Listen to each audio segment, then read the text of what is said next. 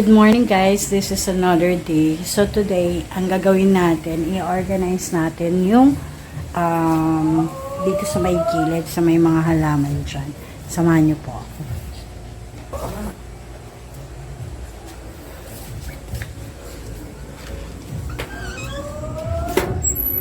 Hey Yuki! Yuki! Get inside! Yuki! Get inside! Yan, doon po tayo sa may gilid doon. Yuki! Teka po, medyo malikot tong aking aso. Nako. Alay ko, sakit ng kamay ko, nak.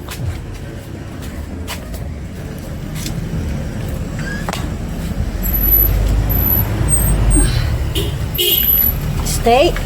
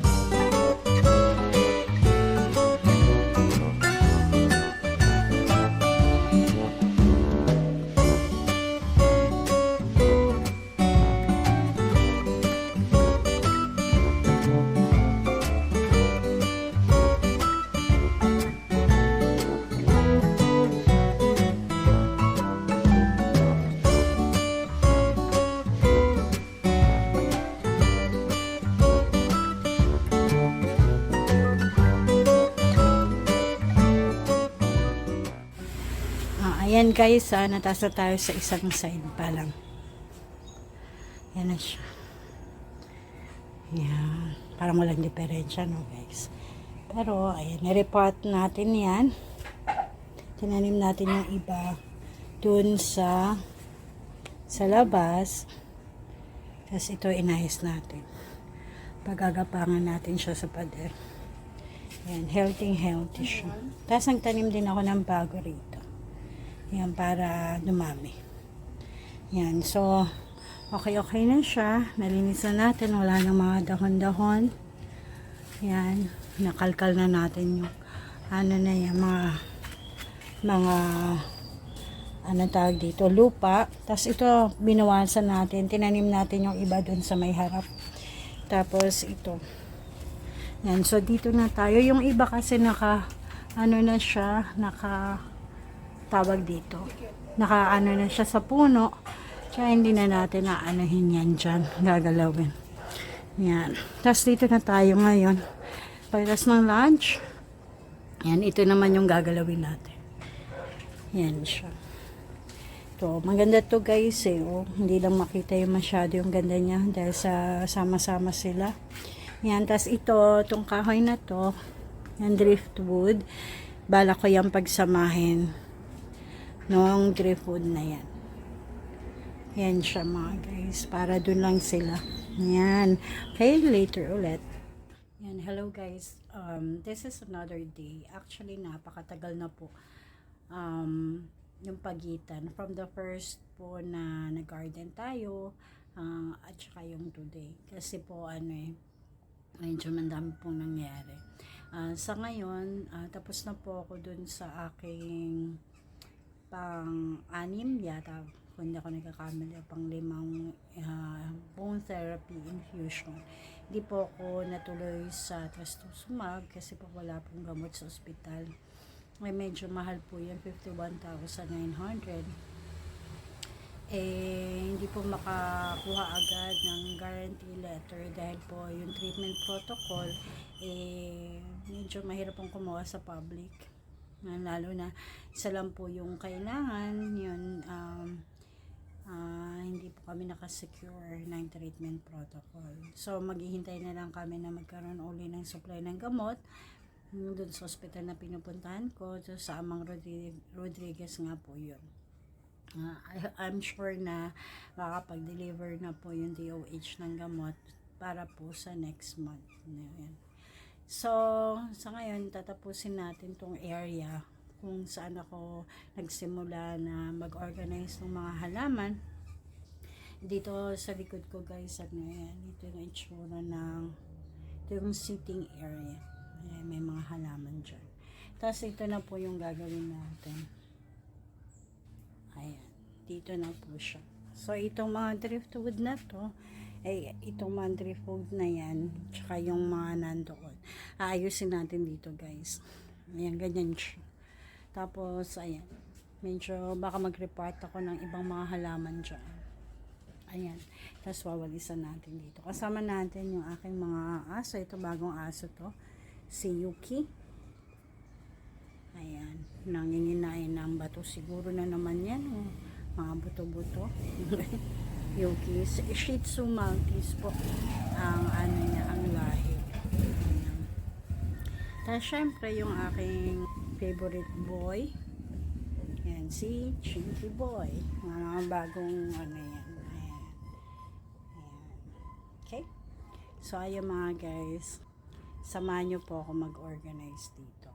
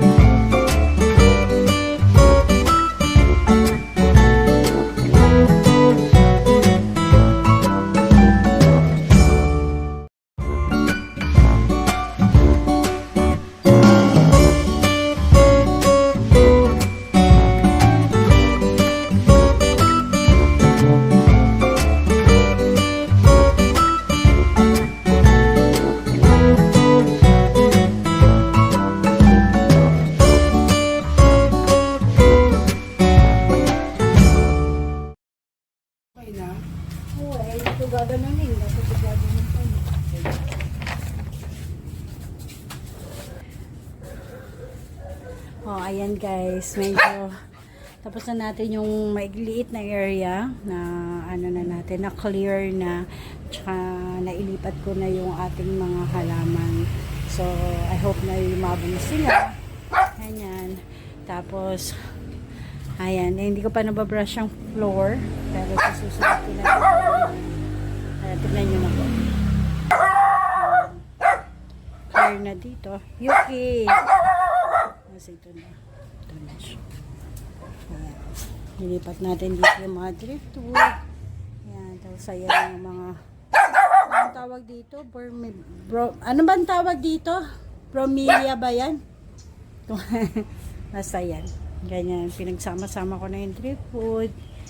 Ayan siya guys. Tapos dito, hindi ko siya nilipat pero medyo inorganize ko or pinutulang ko para enjoy sila. Tapos yung photos nila. Napakarami kasi ng mga photos. Tapos yung dito, ito pala, hindi ko pa naiaayos kasi gusto ko siyang tumapang doon sa may payasin ko na lang. Ayan. So, ayan siya mga guys.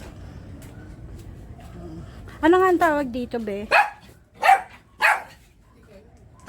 Bromelia? Ano ba yun? Bromelia, be? Ayan.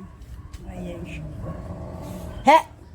Ayan. Sorry po yung mga aso ko ang gugulo. Ayan siya, guys. Medyo organized ako sa dati. Ayan. Tapos dito cleaner na natin. Ayan.